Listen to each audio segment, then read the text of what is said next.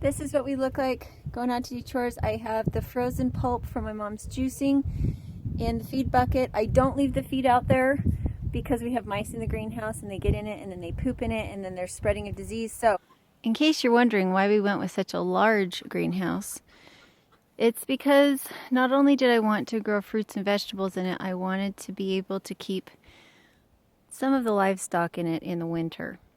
I just really wanted to experiment to see if I could create an ecosystem rather than just, you know, a building.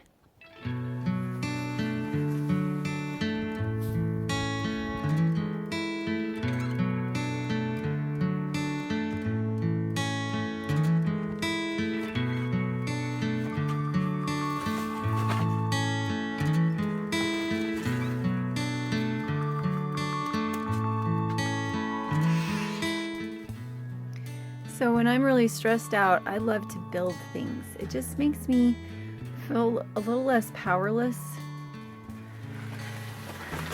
So I'm out in the greenhouse and the snow is sliding off the roof.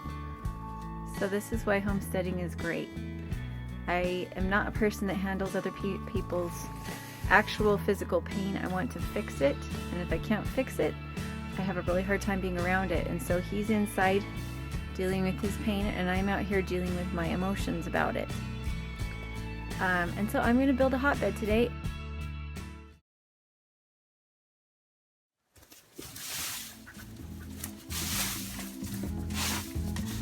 So I'm putting down a flat base. I don't want the hotbed to be tilting, so I'm making sure that all my mulch in here is even.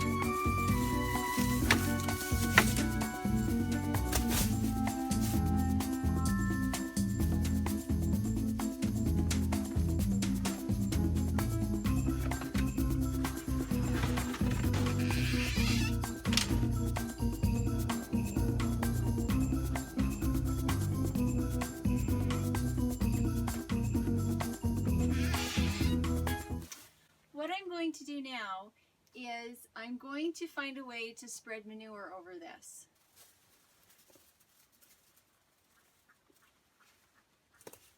Okay, I might put the rabbit cages on top of it on blocks.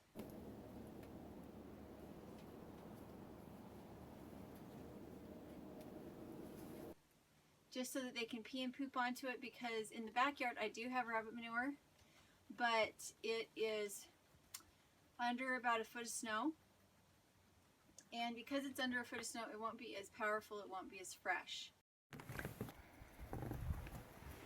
Or if I'm really desperate, what I'll do is I'll take a bucket of rabbit manure and I'll let it soak, and I'll let it soak, and I'll let it soak, and then I'll pour the sludge from that, one bucket full of sludge on each bale, and then I'm ready to lay my second course.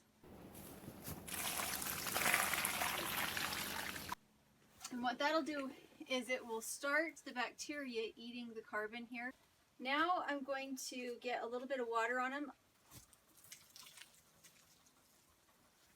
If I start to see that the water is dripping down on the sides, I will stop putting water on it, because what will happen is that water will come down off the sides and it'll start to water the weeds that are underneath the straw, and then you will have weed problems. So I don't want the water to reach, I don't want it dripping down the sides, and I don't want it to thoroughly saturate the bale.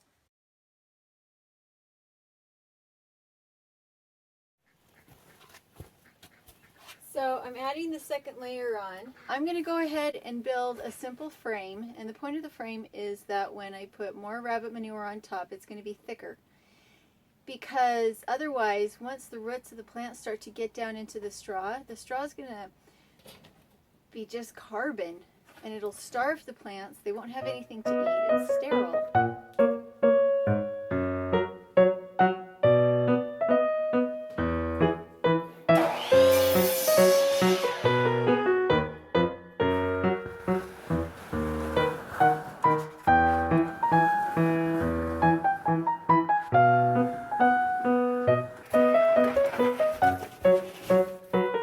My favorite hardware is elbows, like the metal elbows.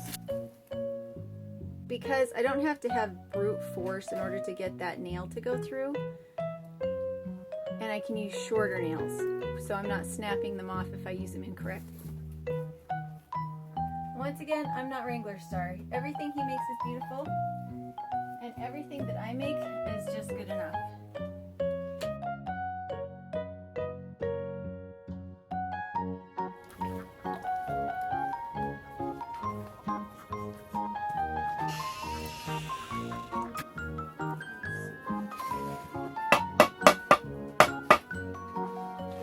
I think that's about as good as it's gonna get.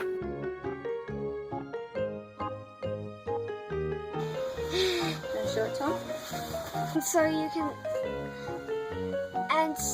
you can see how much paper and manure there is in here, and so we're gonna put it on the box.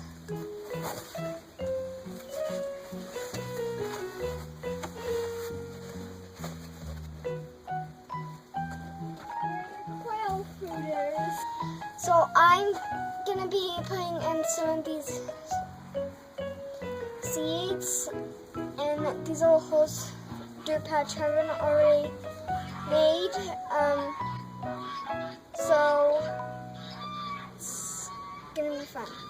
I think my sister's coming. You take pinches and spread them. He said 40 to 50%.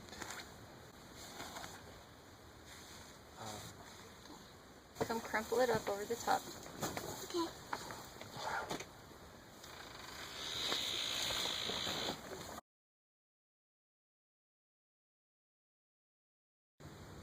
So, can you guys see all my little sprouts? The chard's going to take a little bit longer than the cabbages and the bok choy. None of this has been planted yet. And then here we have some Swiss chard.